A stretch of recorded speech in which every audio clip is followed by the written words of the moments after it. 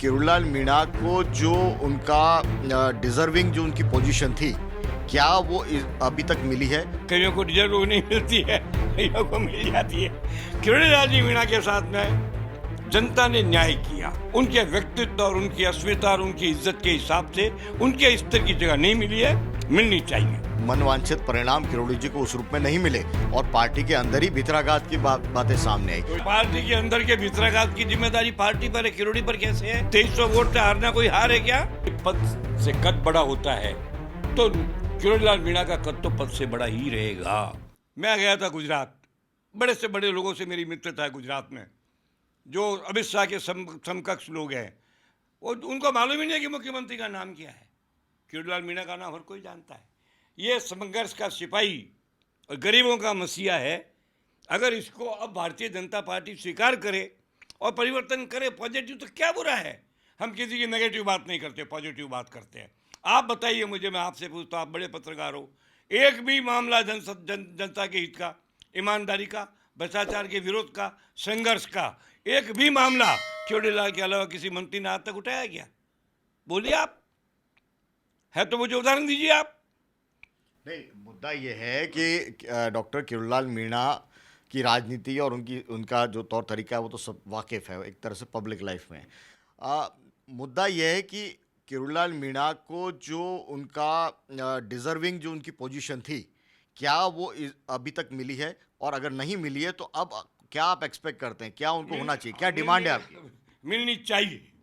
कईयों को अनडिजर्व जगह मिल जाती है तो फिर उपराष्ट्रपति पद से हटना पड़ता है। कईयों को डिजर्व नहीं मिलती है, कईयों को मिल जाती है। किरोड़ीलाल जी मीणा के साथ में जनता ने न्याय किया। आज तक एक इशारे पर हजारों लोग आते हैं।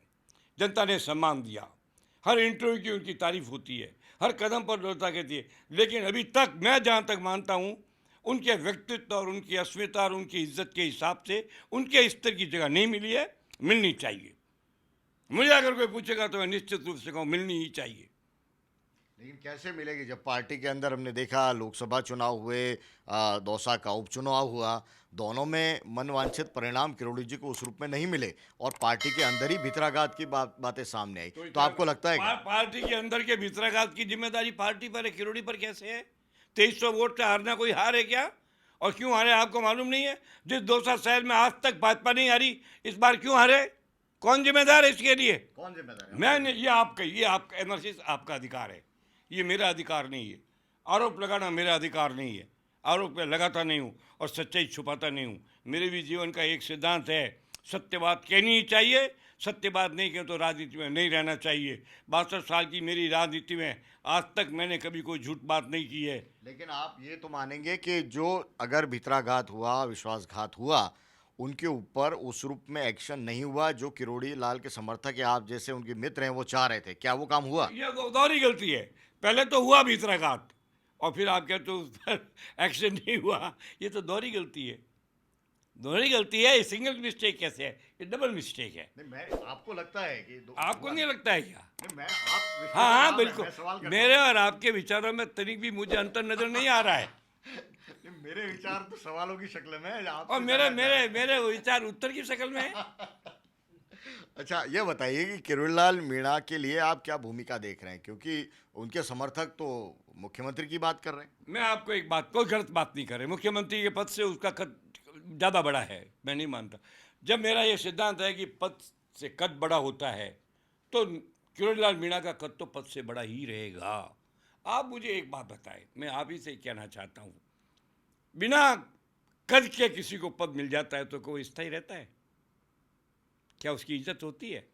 बड़े बेआबरू होकर तेरे कूचे से निकलना, ये गाते गाते निकलना पड़ता है। पहाड़ियाँ बनाता ना मुख्यमंत्री, 15 महीने में भागना पड़ा ना। शिवचंद्र बना 2.5% वोट का मालिक, पता ही है उसका कहीं। और जो पद पर आ गए और रह गए, उनका नाम अक्षुण्ण है। बहुत कम समय जयनारायण व्यास रहे, मगर आज भी उनका याद आता है नाम। हरदेव जोशी का नाम याद आता है। अब यही है, अटल जी का नाम as a prime minister, Indira Gandhi का नाम एज ए प्राइम मिनिस्टर आता है ना यार।